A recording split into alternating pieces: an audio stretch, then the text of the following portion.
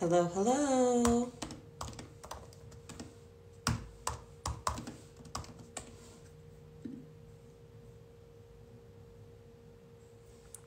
Hello, hello.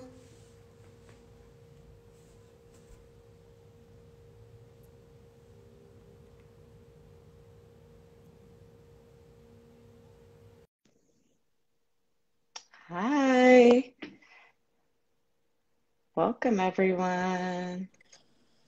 Hey Liz, How are you? I am doing okay. I'm trying to figure out how to work this Instagram thing. We are virtual and I'm trying to charge. So I had a mistake. I forgot to charge my phone before this live situation, so I have it propped up on Listen, my base. I'm looking at mine like I'm going to have to plug you up in a minute.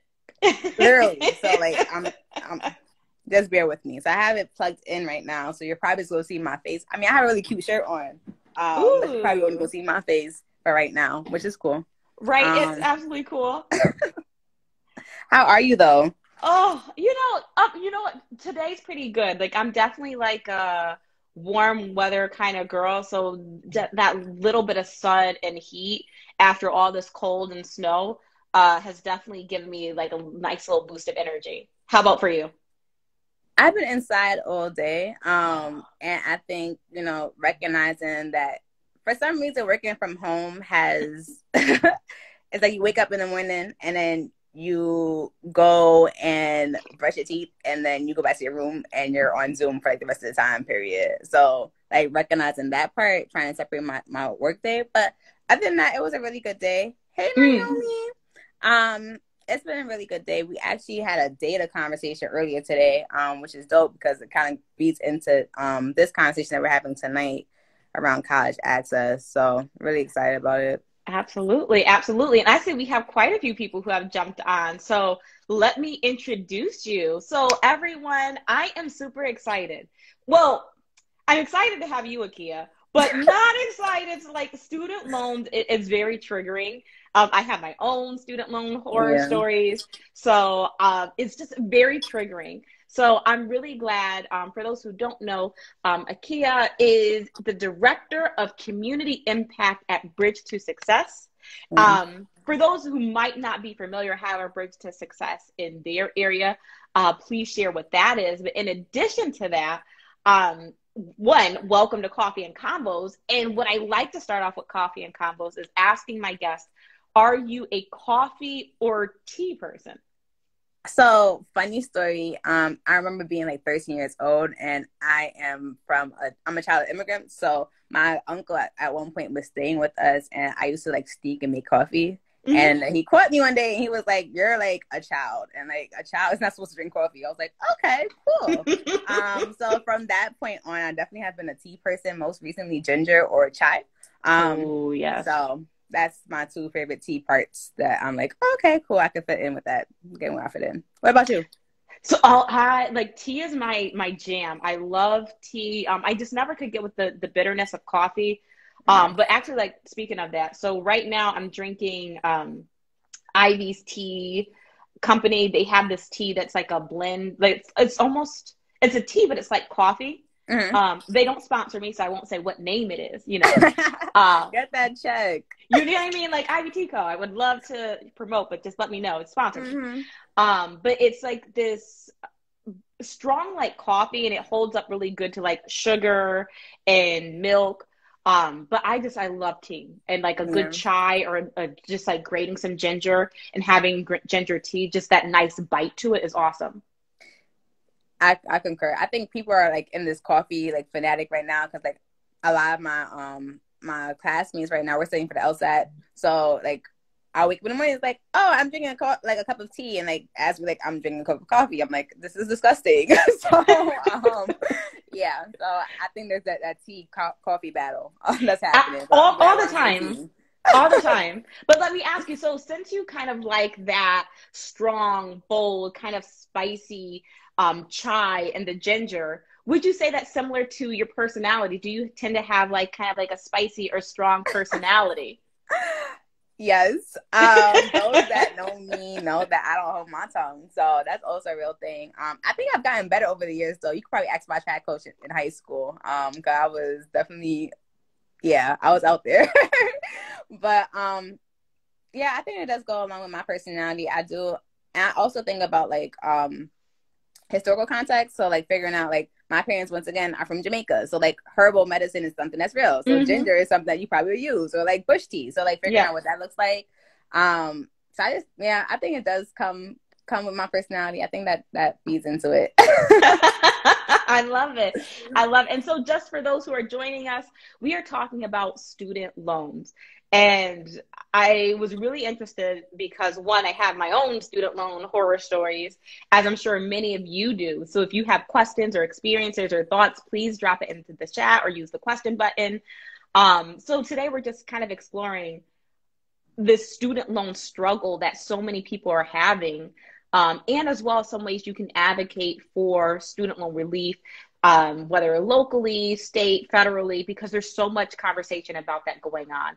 So first question jumping in is, why do you think this is an important topic? Like, why do you think this discussion matters?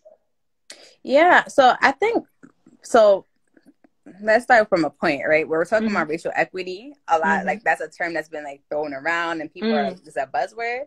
But for us to really uphold racial equity, like student loans is a part of that conversation. And making sure that when we are talking about accessibility and we're talking about having not only families but also students having access to basic needs. So if you're telling me that I have to go to school from K through 12, like I should also be afforded the opportunity to go to a post-secondary institution.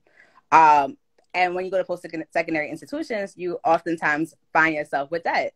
So how does that now impact our workforce economy, where students are now leaving post-secondary institutions, going to the workforce and having now to pay back loans? Are they contributing to society as best as possible? Probably not, because they're paying back their lenders like Sally Mae. So they're not able to spend money and resources that they might already have. So even thinking about the pandemic that we have currently, right? A lot of times people are talking about housing crises. We're talking about the fact that people don't have access to childcare. We're talking about the fact that people don't have access to basic needs. And like, if you eradicate student loans, you're also decreasing the racial gap that we have, both for women of color or Black women specifically, Black men specifically, but also thinking about like how's that now show up equitably, where we now have access to other things or other means. So home ownership, like how are we able to now buy property, land, and now pay on taxes on top of that? So figuring out what that shows up as. But even thinking about the wraparound supports that we might have access to, where there's constant conversation about having college now be free for students to attend. And if it's going to be free, then for students like me who have student loan debt, honestly, you will be doing us a grave service for us to now have student loans eradicated. Because we're going to be offering that same type of measure for students to be going to school for free, then my loan should be forgiven as well. Like, so many good points, especially hitting on, sometimes, at least for me, like I get stuck into this bubble. Like I know how my student loans impact me and how they limit me, right? But I didn't realize how that also impacted so many other people. Because I think sometimes when we talk about like home ownership or ability to pay rent, have a car, and all these things that we say are adult, things, they say it's like, well, you spent wrong, so you can't have access to this. Right. But often it's like, no, like I checked all the boxes. I went to school. I got the higher education to get the higher paying degree, which didn't pay me for my degree. Right.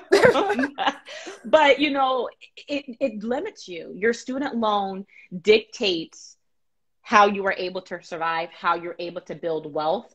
And I think that's an important conversation, because if you're really talking about people getting out of poverty, people being able to, like you said, pour back into their community, there needs to be relief somewhere. And it's not, there's always something sucking out the little bit of extra that someone has. And student loans, for that to be the thing that stops you from having a house, it's frustrating. That stops you from getting a car, that stops you, and it can stop you. I was doing some research, from getting a job, because if you are defaulted, I mean, it's just this annoying cycle. So we'll dump into all of that. But when COVID kind of occurred, and there was and we have Biden talking about student loans and all that he wanted to do, and you're hearing all these stories, were you surprised at how limiting student loans have been? Were you surprised that it was that big a problem? What were your thoughts? Mm-hmm.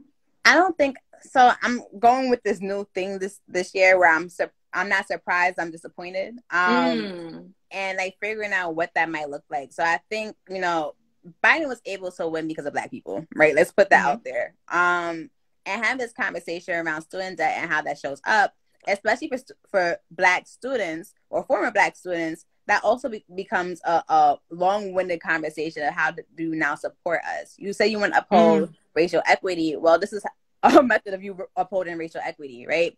So how do you now stand on your word? And then also figuring out like who is around you. So you are who your company who that you keep. And now that knowing that Biden has access to not only the House but also the Senate and the cabinet, like you technically do not have an excuse. But I also recognize like the mobilization on the ground where people who elect these folks to advocate on our behalf now have to also do the work to, hey, legislator, I'm calling you up because I need you to support the cancellation of student debt. And what does that show up as, and how is that going to impact my family and my community? And giving people the skill sets and the tools, the knowledge, the resources for them to do that and advocate on their behalf. And I think, I think sometimes people try to minimize their voice or don't understand the power of their voice. So when they minimize that, it's like, I don't care about doing that right now, Kia, because at the end of the day, like, they're not going to listen to me. Well, you ain't say nothing yet. So, like, you can't say that they're not going to listen to you. So, until you do, I would understand. It would be a different conversation if you did, and you never got anything back. But if you haven't done it, then you can't say that it didn't work. Yeah. I love that. I love that about not minimizing your voice, because I think that happens. We talk a lot about how voting is your voice and how that's how your voice is heard, but we don't usually have that follow-up conversation of like how you can, like, that vote is your voice, but like it continues on, and this is how you continue to have your voice heard. But at bringing up Biden, a question that I had was him walking back on his promise, or saying that, what is it that I read? It was like he didn't want to just sign it away. He didn't feel that he had the authority to sign away $50,000, right, of student loan debt. Do you think that is him backtracking, or kind of like the politics of politics? And what I mean by that is he has some progressive items that he wanted to do, whether it was for immigration, healthcare, things that could give him some trouble in the next 4 years, having some pushback from people, so on and so forth. Do you think that he is backtracking or not being a man of his word, or he's playing politics? I think it's both. And I think it's both because, one, $50,000 is a lot to some people, and is a little to some people. Like, I know people that have like $150,000 worth of debt, right? So you just put a drop in the bucket. As for me, I have $31,000 worth of debt. So that would completely erase my debt and have. Girl, I'm at 108. See, like, I'm not there yet, but I know law school will put me over. So, like, I understand the concept. But so I think it's twofold. I think it's one, like, you backing out on your word, bro, because I asked you, like, we had a specific conversation prior to you being elected as president on student loans and how that would show up for people across the country. So it is kind of like backpedaling, but also playing into politics with like that tit for tat, and figuring out, like, if I give these folks what they're asking for, is this going to bar me from other opportunities that I have? And honestly, we're in February. And I know it feels like we have been in 2020 for a long period of time, but this is going to be a constant fight. Yeah. and making sure that we continue to stay pressed around issues like student loan debt and student loan relief, because there are even like bills that are coming out in our state legislature, Senate Bill 881 that revolves around FAFSA, but it still has a direct tie to our student loans because you have to complete the FAFSA for you to be eligible for student loans. So like figuring out what that looks like and how do we now raise awareness around that too. So I think it's both. I don't think it's an either or. I think it's an and also. Yeah, absolutely. And I think it goes back to how you initially talked about continuing to have your voice heard. Because, like, especially we saw how close this past election was, and how that grassroots effort of getting people mobilized, getting people excited, getting people out, how crucial that was. If we are going to continue to say like, hey, you want my vote in 4 years, I think we have to play a little bit of that long game and be like, hey, I'm calling you, I'm cashing in my ticket. You said you wanted it. This is what I need. And like, I'm holding you to the fire. I think it's really about letting your voice not die down. I work with a lot of parents. It's kind of like that child who has a tantrum. If that kid is going to have a tantrum for a minute, you're not going to give in. You're like going to be like, okay, I'll just wait it out. But if that kid is going to keep going, and keep going, you're going to weigh down. You're going to give in. And in some ways, we have to be, not that we're having a tantrum over this issue because it's important, but we need to keep going. We need to keep up that momentum, keep up that stamina, which is it's unfortunate. We wish that politicians would just do what they're supposed to do. But I think that it goes back to utilizing your voice and mobilizing your voice. Yeah, I think also to that point, right? Like, your seat ain't safe. And like recognizing that that's a common conversation, especially around millennial voters that are now like of age to vote. And figuring out how that, young people have definitely turned out in the election within the last year, and seeing how they've been able to not only mobilize, but also encourage others to vote, change people's minds, and like give different perspectives and breath to new ideas. And that's what we need, right? We need people to run for office. We need people to now take up the mantle and continue the trajectory that we're looking for, especially knowing that although people try to separate politics and advocacy, they're the same thing. They are. Like, for you to be an advocate, you have to be political. It's just inherent. And there's no such thing as separation of that. I know that we have bipartisan rules, which is great and just, but like, everything is political. Your housing is political, education is political, health is political. About it. It's all political. So when we talk about student loans and talk about how that has an impact on folks, me paying $391 a month for my student loans could be going towards my medical bill, right? That could be going towards my insurance. Think about how many people are probably walking around uninsured because they're trying to pay for student loans, or walking around without having the basic needs of like, oh, do I pay my heat bill or do I pay my student loans because like they're gonna be calling me down fast enough for my student loans as opposed to my heat bill? What does that look like? How's that showing up for people that are living, might not be getting the wages that they thought they would walk away from college with, right? Like, you were guaranteed that you was gonna walk out of school with a legal studies a bachelor's of science in legal studies, and also with a minor in human service and paralegal certificate, you will be making X amount of money. It's like, that ain't happen. And then let's figure out what this looks like next. Absolutely. So, yeah, it's a thing. It really is. And you talked about so many good things, but even going back to, like you said, the struggle between, do I pay for medical or student loan, rent or student loan? Thinking about even like my housing journey of trying to gain property so that I can build wealth. There are certain programs, because I have a student loan or because I have a income driven student loan, that I don't get. That would give me a lower rate or give me things that are make the process easier, right? Yeah. So because, again, like I checked all the boxes, right? You said have the credit, you said go to school, you said you save, right? I have all the boxes, but because I have this one thing that I'm not even late on, it then shifts everything. And I think that's also a conversation. It's not that it's just you are late on your student loan or you don't have, you didn't pay. You can do all the right things with your student loan, but because you have, you're not going to get X and Y and Z. And that's unfortunate. But that also talks to like, that's a systematic problem, right? Like we need to not have systems change. So is eradicating student loans a part of this larger vision of moving from this deficit mentality of, you know, making sure that people have barriers, or are we now like really moving towards liberation? And what does that show up as, right?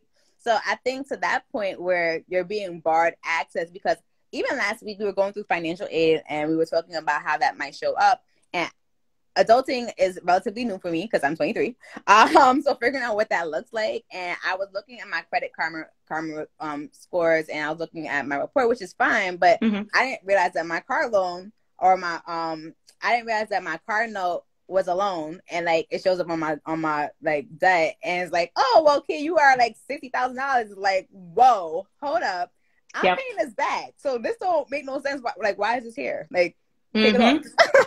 Right. And it's exactly like you said. All of these things are barriers, and they wouldn't be barriers if, kind of like you had touched upon earlier, if you had this salary to account for all of these things that are required for you to quote unquote be an adult, right? You need a car so that you can get to the job reliably, right? If you had stable housing in a affordable area or in a good area, it affords you certain things, right? If you knew your housing was stable because you had the stable income, right? That decreases your anxiety, your stress, your overall mental, emotional health, what affects your physical health. It's all a domino effect. So it's not like, it's a larger issue. So some people might, well, before we get into that, touching upon salary a little bit, do you also think that this is an issue of salary? Because we're looking at, it's not like student loan is only an issue for just say 500 people. There are millions of people. What was it? Was it like 8 million people or something? I'll look and see if I can find it. But there were, for this stat, it says, stats show 8 million and federal borrowers are in default, and most owe less than $10,000. And those are people that didn't obtain a degree. Do you think salary is also an issue? I know there's people that don't go or don't finish because of salary, but if people had an affordable salary once they obtained the degree, would student loans be an issue or as big an issue? So I think that's a twofold question. I think one part is that we don't give young people the autonomy, or people in general the autonomy, to mess up while they're in college. So that's why people like, I might go to, like, I started off undecided when I went to undergrad. I didn't know what I wanted to do. I knew I wanted to be a lawyer, but I didn't know like what was the route for me to obtain that degree. And you know, if you think about, like, it's not encouraged for you to go to school or go to community college to like figure out what the gen eds are. Like, people don't really have that common knowledge around what that shows up as. So like being clear about that. So that's the first part. But I think even thinking about salary wise now, people are still graduating with degrees and going back to work like really, really terrible jobs, minimum wage jobs, where it's like, I think what Connecticut's at $13 right now, I believe, or $12. Which is not a living wage. Yeah, so living wage in Connecticut is around 19 something, or a little bit higher than that. And like figuring out what, like, how's that now show up as, especially when you think about the five major regions in Connecticut, the five major cities in Connecticut, which are heavily populated with Black and brown families. What does that not look like for them? And so I don't necessarily think salary is technically an issue per se. I think it has maybe a small percentage of the actual like pie. But I think also to another flip side, not giving people the autonomy to make mistakes, right? Like, we allow people to do all that stuff during K through 12, and like even thinking about like systematically how that shows up educational wise, where students are able to make these mistakes but still be penalized for it because there's still a problem happening in K through 12. But when we think about college, it's like now you have to pay for your own education, so this is on you. So but yeah, I think it's things. I love that, because I do think that's a big piece of it, right? Once you stop and I think we are a bit punitive too with K through 12. There's not this ability to make mistakes, I think, as earlier generations. Like earlier generations, if you dropped out and like, okay, school wasn't for me, you can still kind of like relatively figure it out, be sustainable in the world. But now it's like if you mess up, that kind of like ends everything for you. Mm. Same thing as being an adult. You know, there's many people that have started out going to school. Like I was one of them. I went to school for film. I thought I wanted to make movies, right?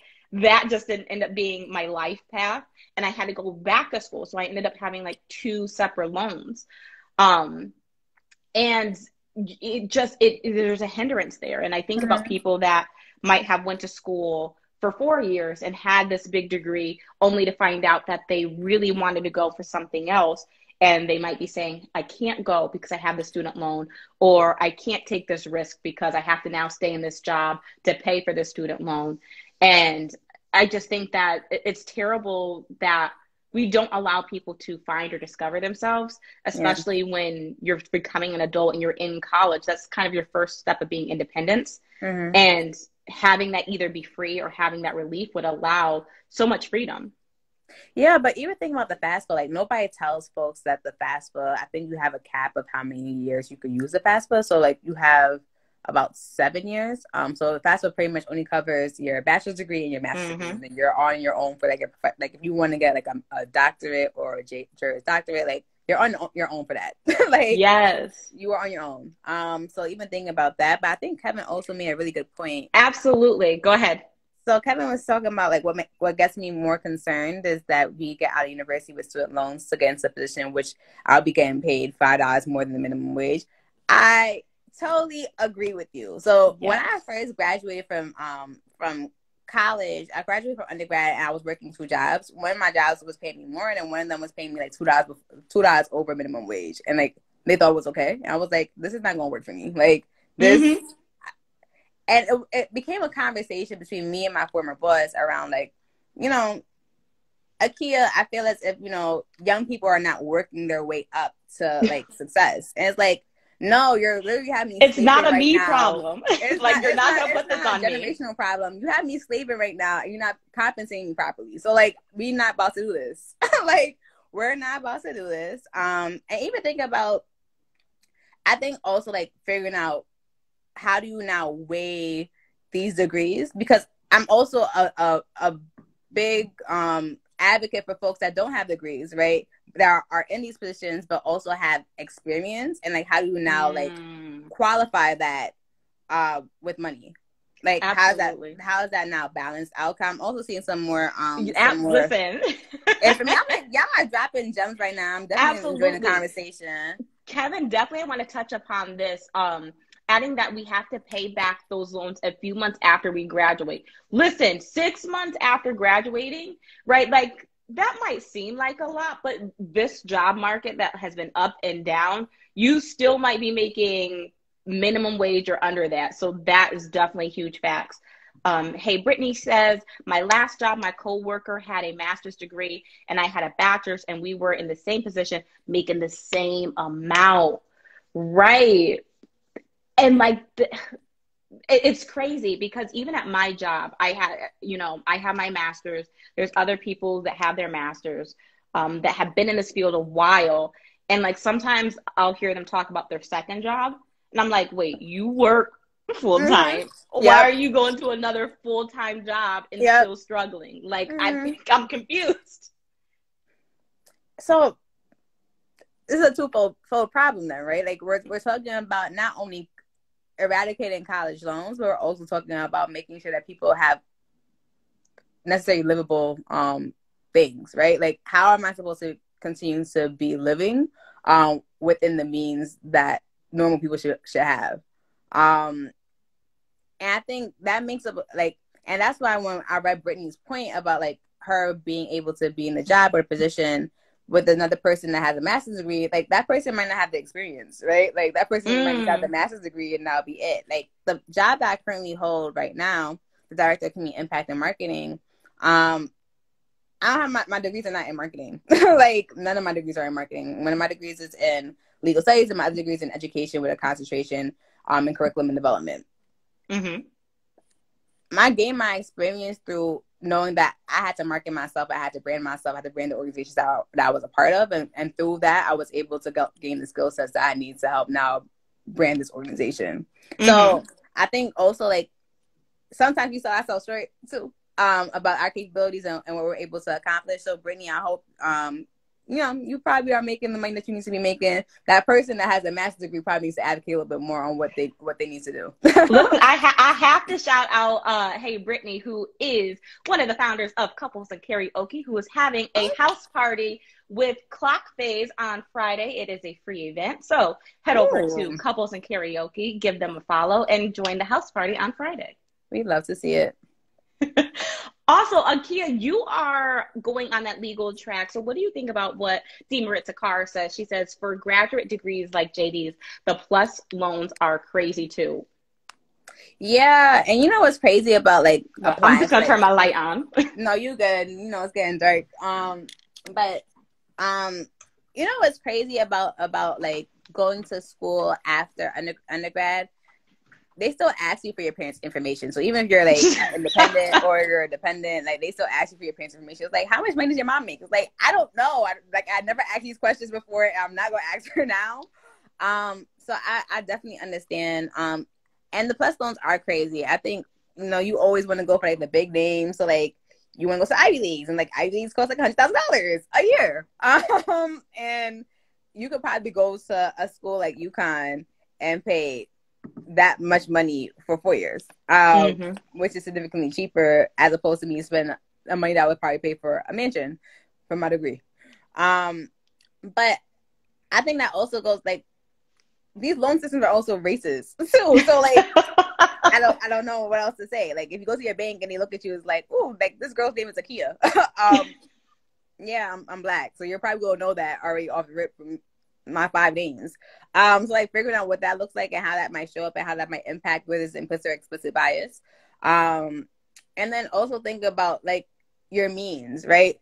If I get this degree at X amount of money, how am I gonna pay this off? And like that shouldn't be a thought process, right? Like that shouldn't be the thing that stops you, because like sometimes, right? So the school I had to go to was more expensive, but it was a faster route for me to get to my degree. Like I didn't have the ability to do the traditional, do the 4 years and so on and so forth. And so, but I've heard that as well. Like people are like, well, I can't go to this school. It might have a great program because it's just going to be too much to pay it off. Yeah. And like, that's, unfortunate. Because we're so much a culture of like, do what makes you happy, live free. Like, where? Here. Show me where. Not here. I think it's always like a cloud like idea. And like not getting comfortable, but it becomes a tit for tat or either or situation where like on LSAT we would say it's an in out game. Like if this is in, then this is out. So if I am going to school for X amount of money, then I probably can't pay for my car. So I probably have to send my car back. Like, can I afford to do that? Okay, how's that going to impact my day-to-day activities? That means I probably won't be able to work. So I'm losing income. Like that type of conversation. I guess I also struggle. One, I can't separate race from anything because I'm black and I'm a black woman. So like I always want to put that in the atmosphere. But figuring out what that looks like, me as a black woman, knowing that my wage gap already is so low, right, compared to my white counterparts, even my Asian counterparts as well. Like, how's that now show up for me where we have programs that are for loan forgiveness for like nonprofit organizations, or we have loan forgiveness for like folks that want to be teachers in urban quote unquote districts and stay there for 5 years, and then you have X amount of money like taken off your thing, and then after that they bounce. Like, what does that look like? So it's real. It really is. And I was trying to find the quote by Elizabeth Warren, and she was talking about that. She was talking about how women, people of color, often have to go and get these advanced degrees to make just as much or to compete with their white male peers. Yeah. But it's like you're still penalized because you have this loan that impacts so many areas, so many pieces of the pie. And it's just, it goes back to, it's not just the conversation of do we forgive 10,000 or 50,000. It's how do we create a system where we are building equity, where we are able to build wealth, where people are able to live.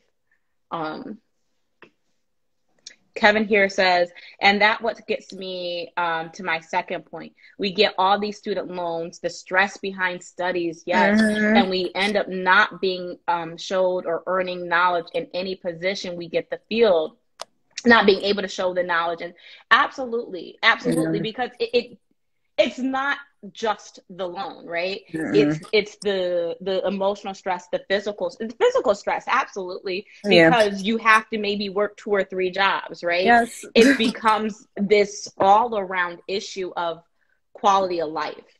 Like, I remember being an undergrad, working 2 to 3 jobs, running track, running an organization on campus, getting involved with the NAACP, and going to school, trying to finish early, right?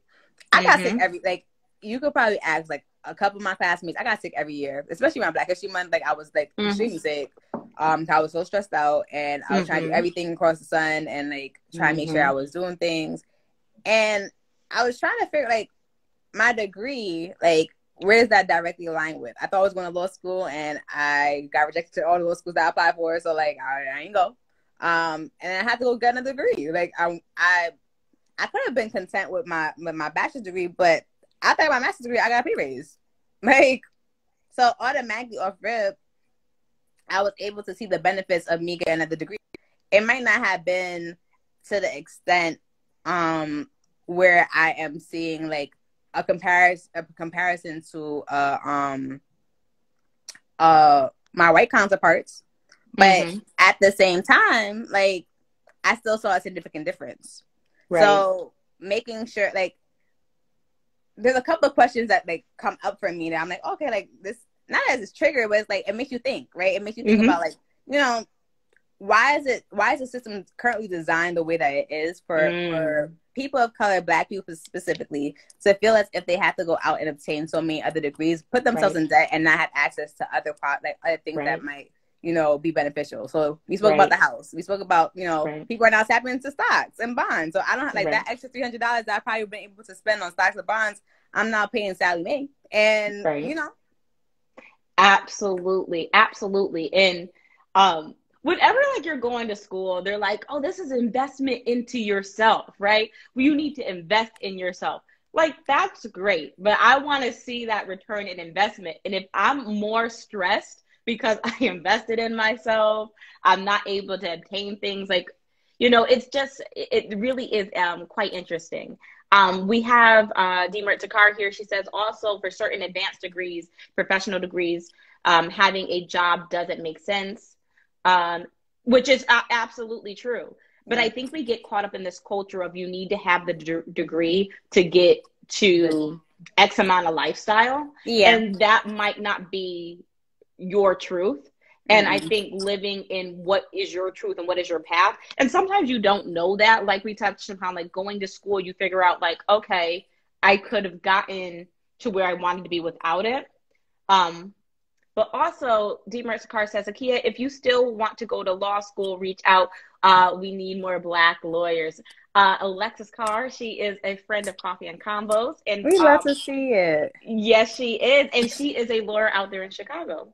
Oh, cool. Yeah, Marissa, I would love to connect, so I'll definitely send you a little DM. I'm currently at a Yale Law School Access Fellow at Yale Law School, clearly. And I've been there since the summer of last year, so I'll definitely connect with you afterwards. I'm taking my LSAT in April. I was going to say next month because it's about to be March, but I'm taking my LSAT in April, and I'll probably be taking it again in June just to see if I can increase my score between that time period. But I'm excited. Let's connect. What's your end goal? What do you want to like do with your degree? Do you know? Wow, what a loaded question, Liz. Oh my goodness. I have no idea. No, I'm joking. There's a lot of things that I want to accomplish within my lifetime, and you know, hopefully tell us. Spill the tea. I want to know it all. Not the tea, spill the tea or the coffee. Which one? No, but so ultimately, So we know that we have a racial disparity problem that we have in the state of Connecticut, but across the country, especially around Black girls being incarcerated. And we have high school-based arrests as well, right? Like when we look at the segregated data and we showcase like who's being impacted is usually Black women, Black young girls, and I could have been one of them. So this is personal for me, right? And that's at the intersection of civil rights and education, where I feel as if students of color need to be represented by people that look like them, people that have their best interests at heart. So that's where I'm leaning towards. I know that, once again, I keep on bringing the fact that like my parents were immigrants, but they were also undocumented. And like how that showed up for me during my college journey, why I pushed so hard around college access as well as K through 12 access, to make sure that students have access across the board. I know that I was scared during the time period that I was applying for finding school, doing the FAFSA, filling out with all zeros, and like having to help other people during that time period too. Not really knowing what my situation looked like and not really sharing with that, but being open with it now at 23, where like I've been able to obtain those degrees. Although that full story is not my full story, that still was a part of my story and how I was able to transition. So once again, like I think me going to law school is going to expand my advocacy on all parts. No, even thinking about education and educational equity and having access, where I want to make sure that students not only see people that look like them, but also can strive to accomplish whatever dreams they have, right? It Absolutely. wasn't until I went through my K through 12 years, having access to Black and brown teachers, Black and brown principals, and I went to college and I didn't have access to, I had access to a fraction of that. Professor Wilson, who you just saw come on, and was like, "Hi, my beautiful niece." Like she was, at that point, she was the chair for criminal justice at Post, and now she's the assistant dean. And then we got a dean, our first Black dean in 2017. So I was able to have access to like Black folks in influential positions that I was used to seeing when I was in Brooklyn, but not everybody has access to that. And when I have conversations with some of my students, especially in Waterbury, and they talk about, I wish we had X amount of teachers that look like us, or I wish we had teachers that sound like us. I wish that we had teachers that don't really feed into respectability politics and how that shows up. That's what I'm like striving for. So wherever I end up, whether it's politics or if it's in the classroom or if it's in the courthouse, that's where I'm going to be at. I have all the credentials, quote unquote, to be there. I think that's like so wonderful because again, I think it's an issue that it's becoming more and more talked about and acknowledged, but I don't think enough value is placed on how important it is to have people that look like you, who might have had the same experience as you or a similar experience.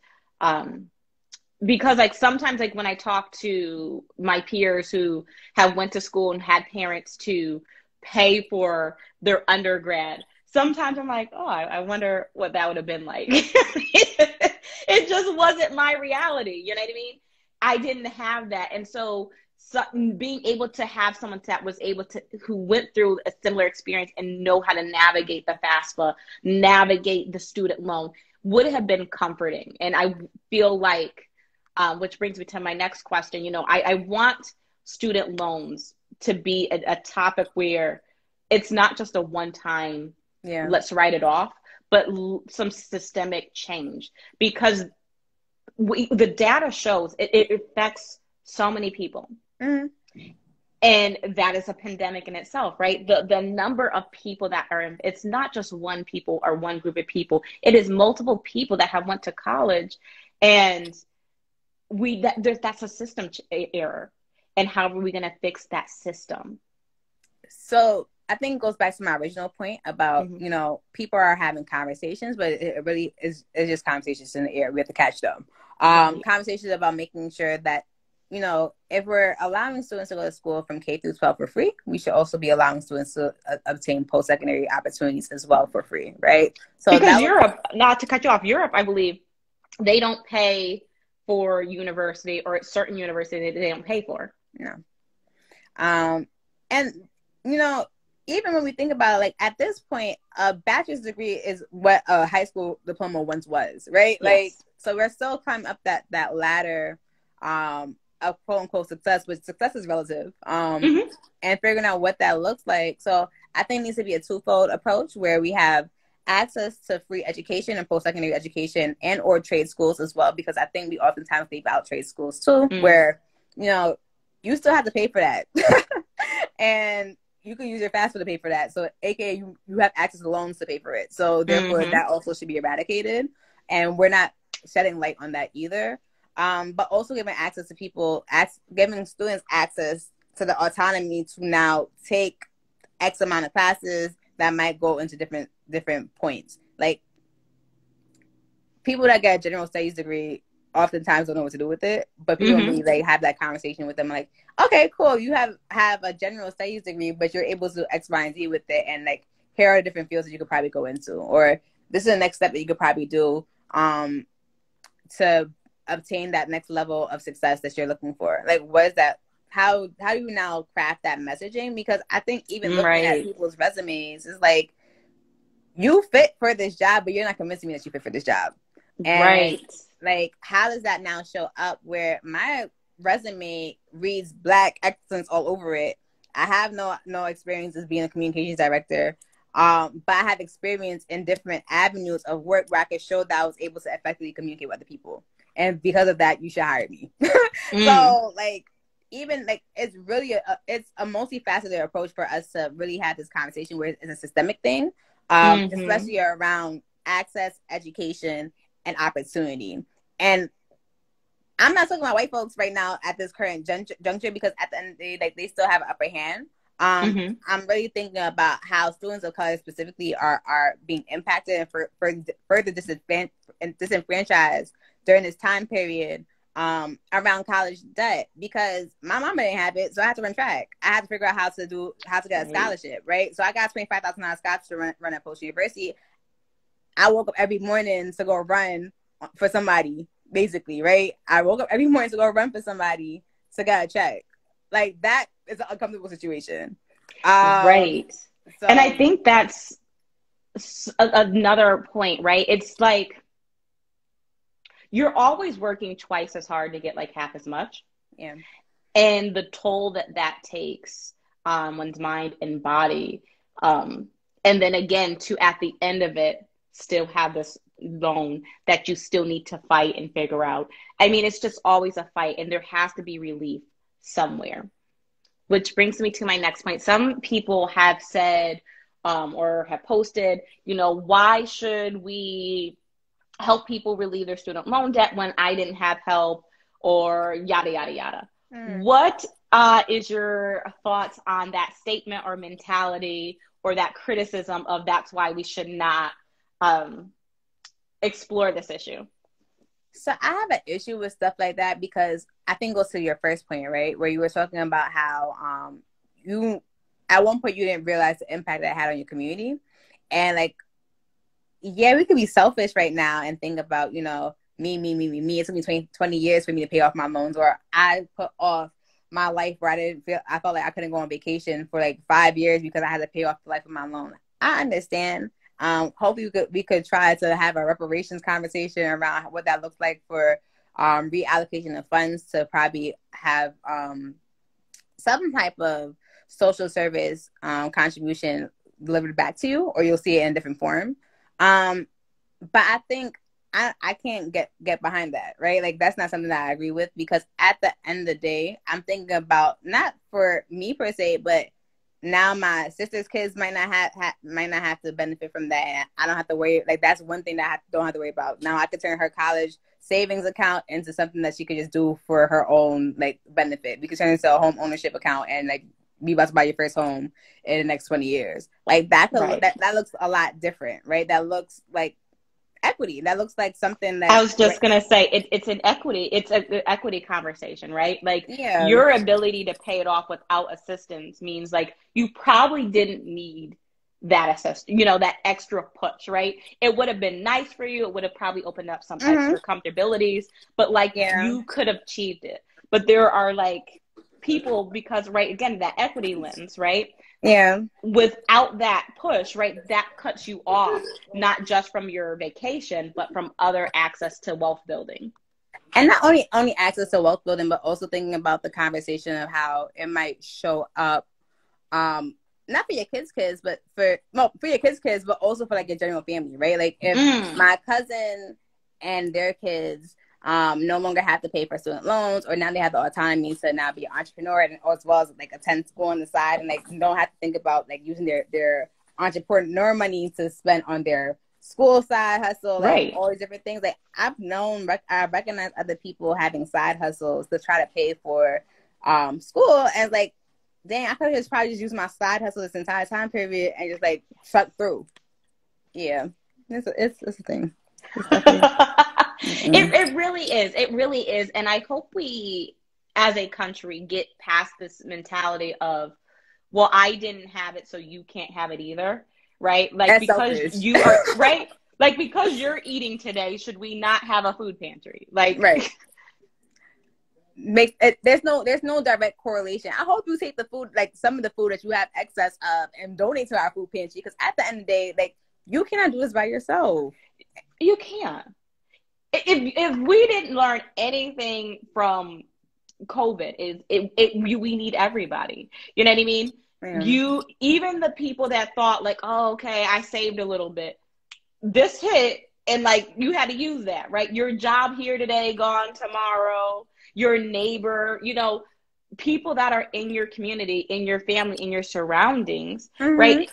You need each other. You cannot have an I focus. You need to say, we're in this together, because we are only as good as our team. And if you're struggling, that means that should do something, because everyone has a gift or something that is designed to build their community, I believe.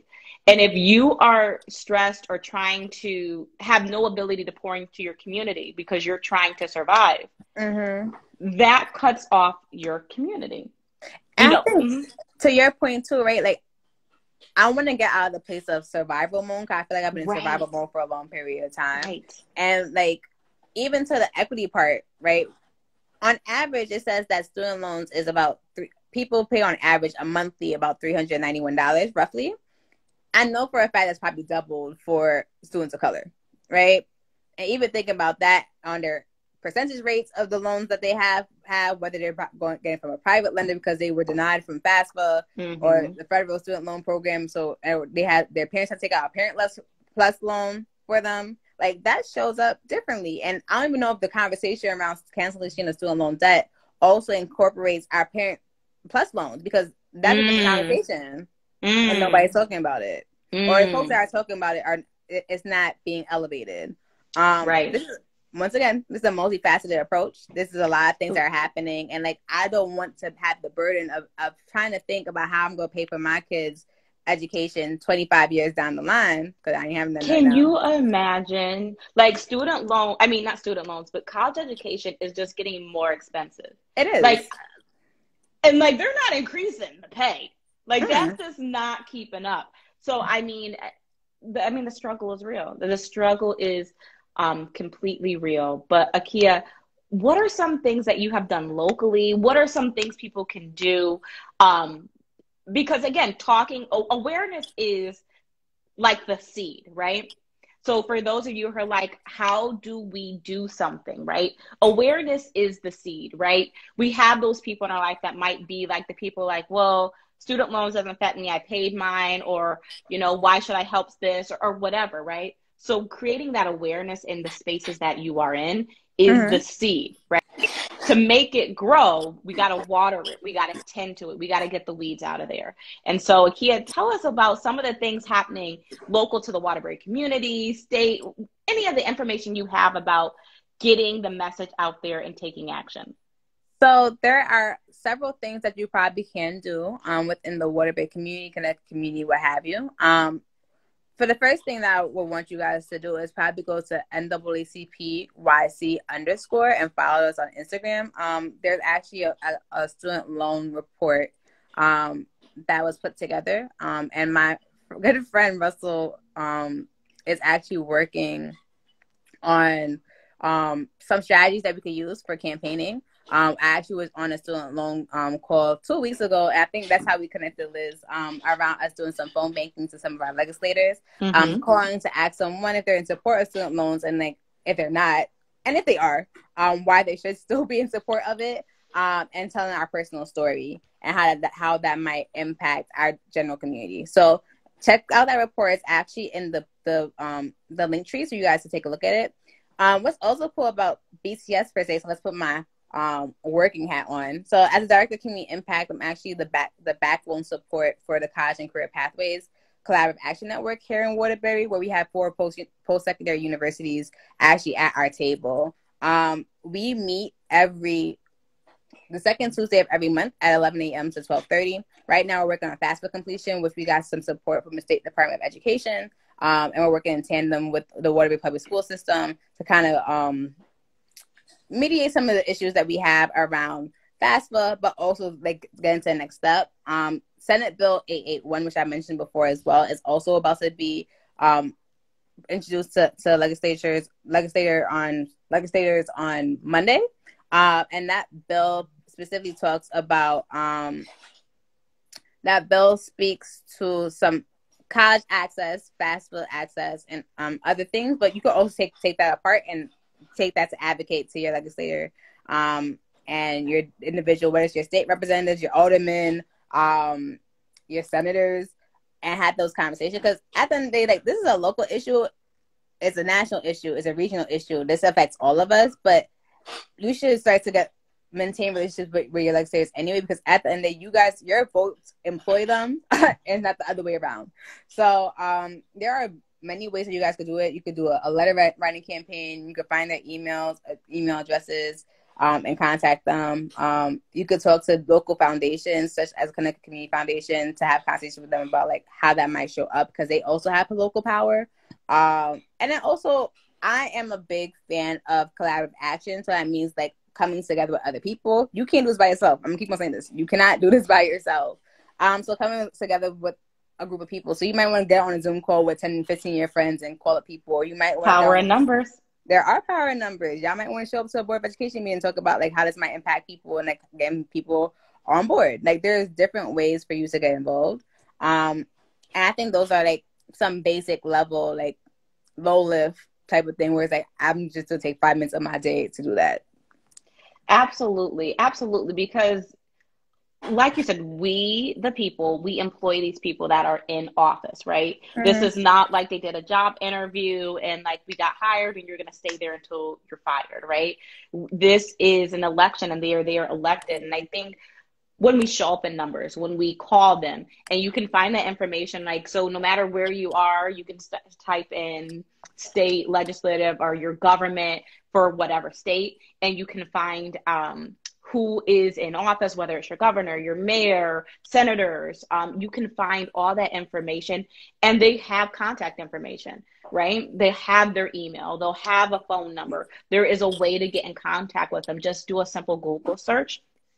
But I think the more that we show up in numbers, the more that we reach out, it reminds them that they should not vote party line. So, and what I mean by that is we see a lot with politics where we're going to vote based on what the party says to vote on. Mm. And that is where we don't really see change, right? Because instead of saying like, hey, my constituents over here said that they will want student loans, debt forgiven, if the party's like, we'll pass on that, they kind of just step aside. So that way they get the endorsement from their party, and they need to look for your endorsement. Your endorsement is more than what the party is going to give them. So like we said in the beginning, remember your power. Your power is in your voice. Your power is in your vote. Your power is in you taking action. And you absolutely have that ability to do that. No, definitely. So reach out to me if y'all need anything. Follow me on social media. You can slide in my quote unquote DMs. I'll give you guys my professional email address, but you can also follow us on those different Instagram accounts to follow everything college debt, college access. But even think about BCS. We are the first Career to Career initiative in the state of Connecticut. We were founded in 2010, starting all the way from early career education all the way up to family engagement. So there's other opportunities for you guys to get involved through a local nonprofit organization within the city of Waterbury that is intentional around centering community voice and making sure that we bring community voice to the table. So I appreciate you, Liz. I definitely do. I am so glad. Like we are like in like organizations around each other. I've never gotten like a chance to talk, so I'm glad we got to connect. Me too. Before I let you go, it would not be coffee and combos if I did not ask you what's in your cup. And so this is where I ask my guests and my listeners to name 3 things that are in their cup. And that means what are 3 things that you need to get you through your day and your week. And so while you think of yours, I will give you mine.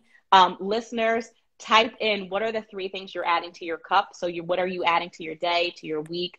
What's on the inside of you? What is it that you need? And for me, I needed the sun. I loved it today. It gave me my energy. It helped me kind of just fill up my emotional cup. So I definitely need some more sun.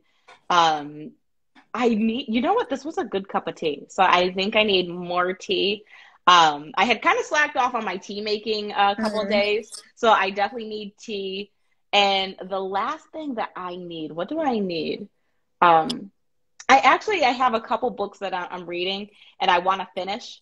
I'm pretty close. So books. So for me, for this week, yes, for this week to just be filled with joy, peace, and abundance and all that. Come on, abundance. I need tea, sun, and books. Like, that's what I need. What about you, Akia?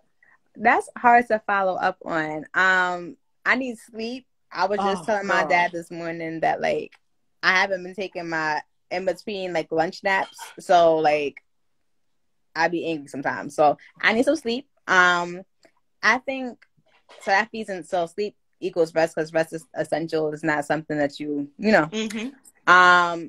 I need to watch Sisters. So I don't know if you are a Tyler Perry person, but I am. And Tyler Perry has this show called Sisters. So I'm going to be catching up on the one that I missed last week. And then today's a new episode at 9:00. So I'm watching that. And then I am in love with books. Like, I love reading. So I'm actually going to be humble plug. I'm going to be doing a book talk soon. Ooh. I think in like the next 2-3 weeks. With Karen Arlington, who is the founder of she's the founder of Black USA. Yep. And Black Miss USA. There you go. Black Miss USA. And she wrote this book called Your Next Level Life. Mm-hmm. And it is like it's a quick read, it's like 100 pages, but it's like a workbook and it's dope. So I just read that book, but I'm currently reading Rob Hill Sr. This book Truth, and I really, really enjoy it. So I'll probably crack that open tonight to finish up. Kevin says, okay, what's in your cup, Kevin? A shower. Let me tell you, there is nothing like a good shower. Like, that's like a nice sensory activity after you've had a rough day. So Kevin's adding a shower, a cup of cold water. Oh, and a song. Yes. That is a good cup. I love it. I love it. I love it. I love it. Please do not be a stranger, Akia, to coffee and combos. I have your cell phone number now. I didn't have that before. Like, I don't know what was going on because I had you on Facebook for like all the time. Life be busy. It just be busy. It do. It is, but like definitely, we got to connect in the community and stir up some trouble with not just student loans, but we got to get these people on the ball and get some change happening here. Yeah, we will. It's gonna happen one way or another. It's gonna happen. One way or another. It absolutely is. Listeners, be well. I'm doing a combo on reparations with Alexis next week on Clubhouse. I'm gonna try out Clubhouse. Okay, Clubhouse. We love to see it. I love Clubhouse. So that information is soon to come. Akia, be blessed. Thank you, listeners, and have a great rest of your week. Talk to you soon. Bye, Liz. Thanks for everything.